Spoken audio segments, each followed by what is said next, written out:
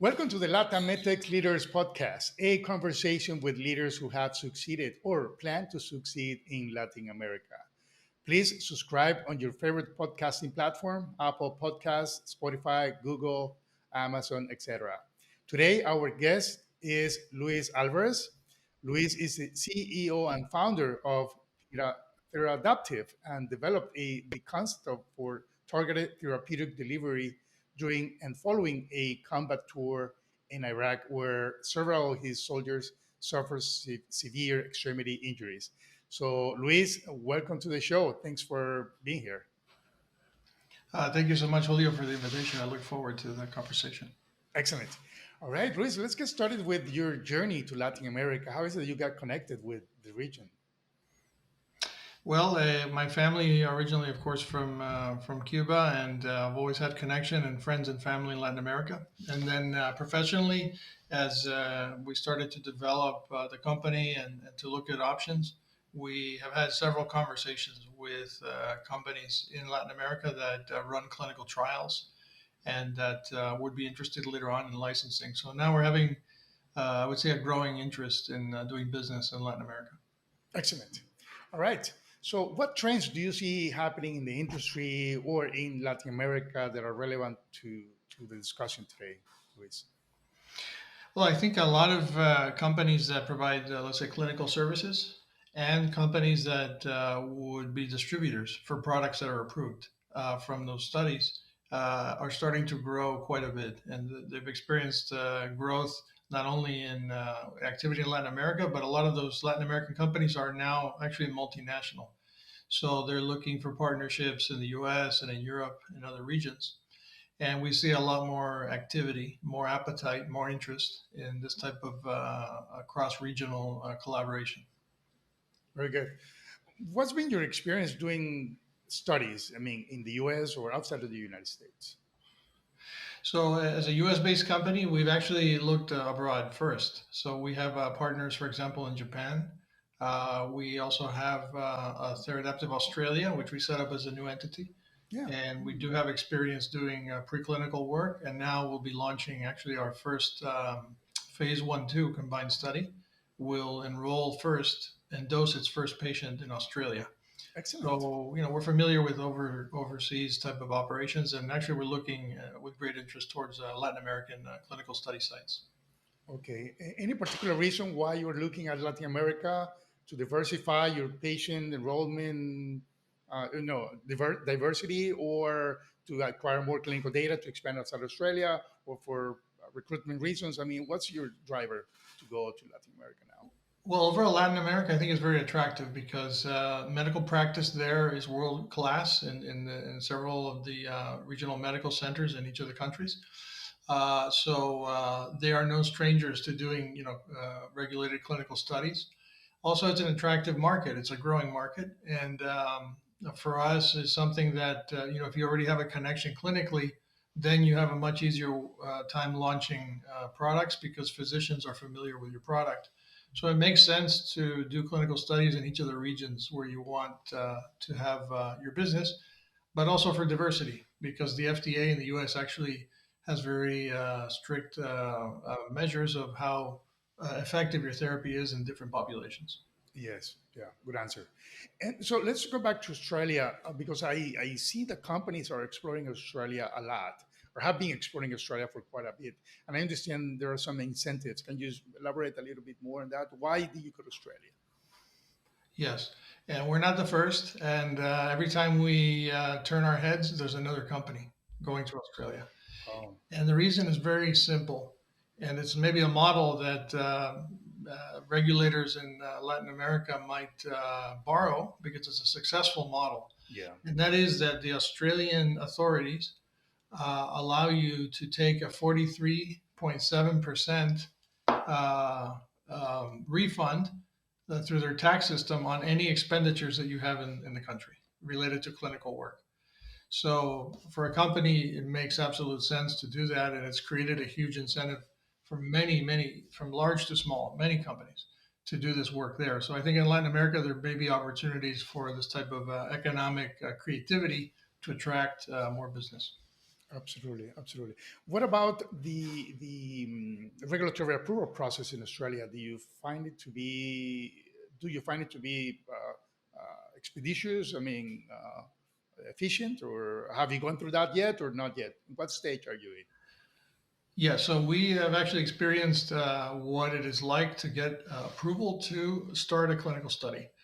And in Australia, it's very straightforward because you do not require, the way you do in the US, you require FDA approval of an IND or an IDE.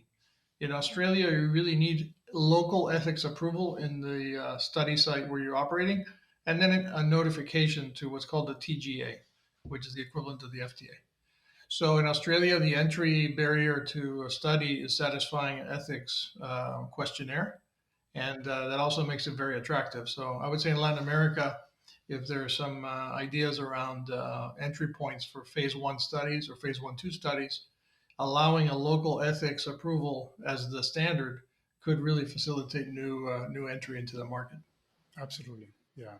There are some in Latin America. It's just a matter of finding the right country because every country has its own ways of doing things. But there are a couple countries in Latin America where that can happen.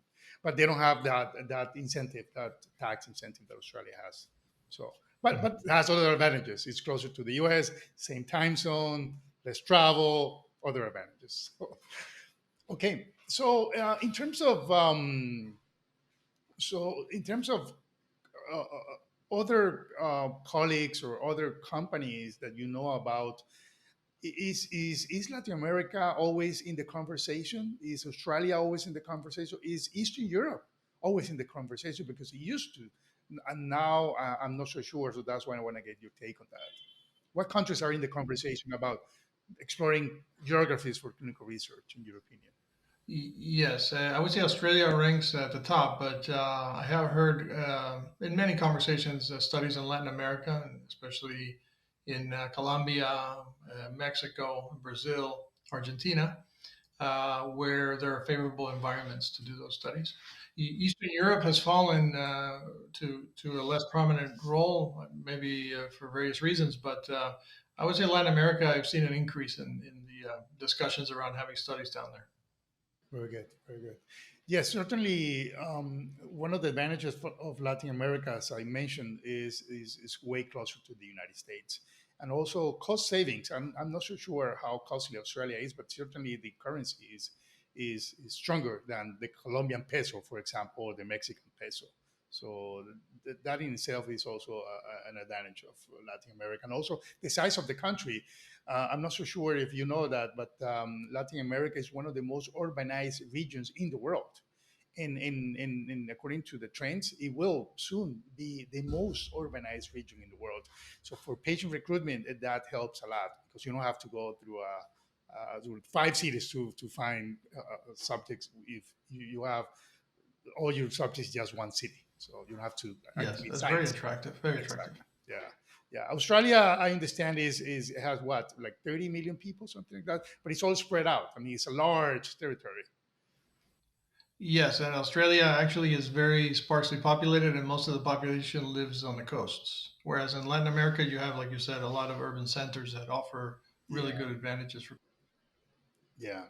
Okay, so let's go back to the United States. Why are companies going overseas? I mean, in your opinion, what's the driver for these companies to look at places like Australia or Latin America? I would say simplicity, effectiveness of the studies in the overseas locations, cost.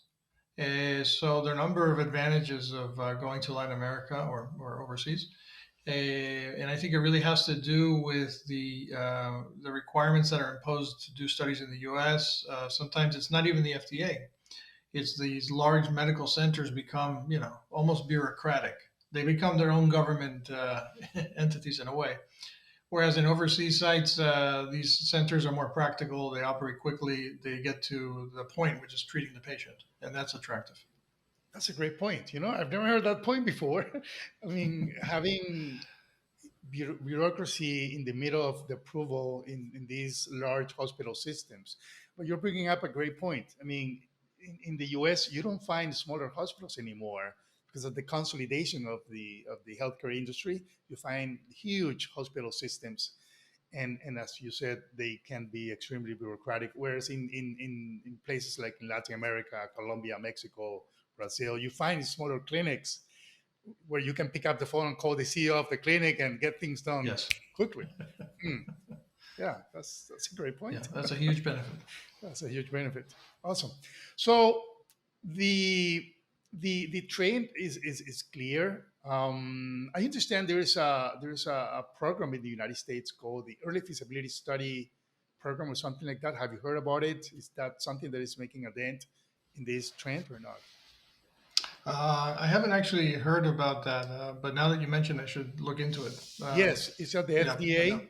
It's at the FDA. Started about probably 7 years ago. And actually, one of my clients, the CEO of a company who did a study with us, is leading or used to be leading that program.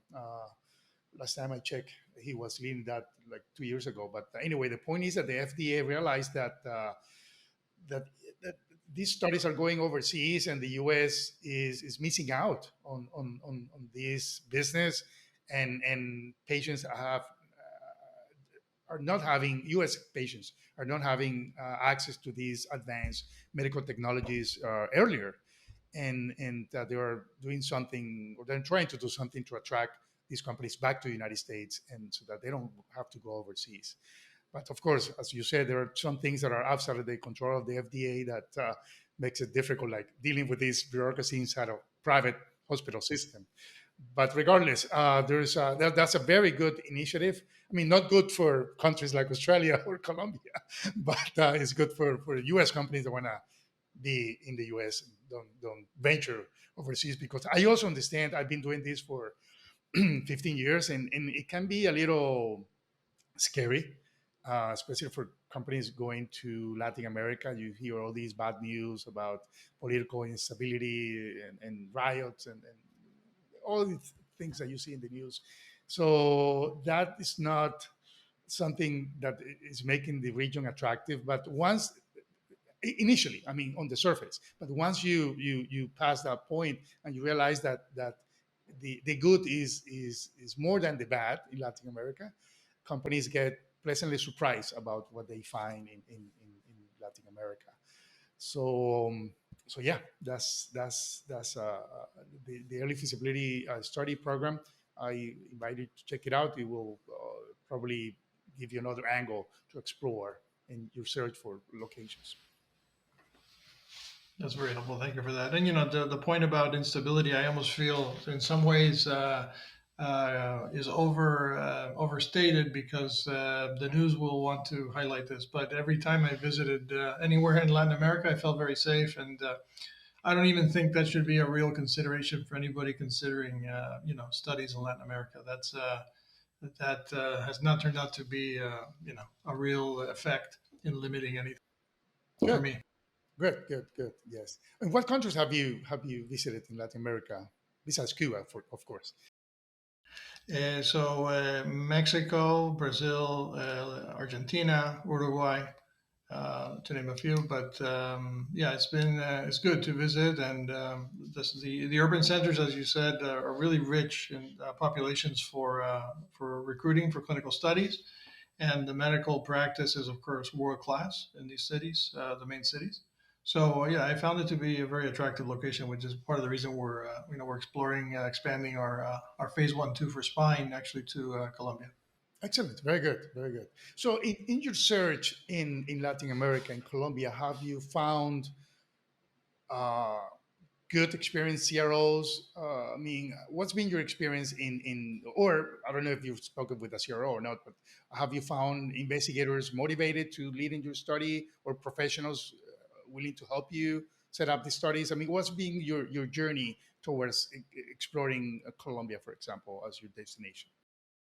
Yeah, actually, in Colombia, we do have a very nice CRO that we've been talking with that we think that we will probably move ahead with them. And they've been very supportive in explaining everything about how to start a study, even the regulatory requirements in Colombia. And so we feel very comfortable with them. And I think having a good, strong CRO partner is important because for all the reasons you mentioned, the logistics, the language, the contacts is something that you rather plug and play than try to develop from scratch. Very good. Yes, agree. All right. Luis, I think we're close to the end of the show. I thank you so much for your insights. They're priceless.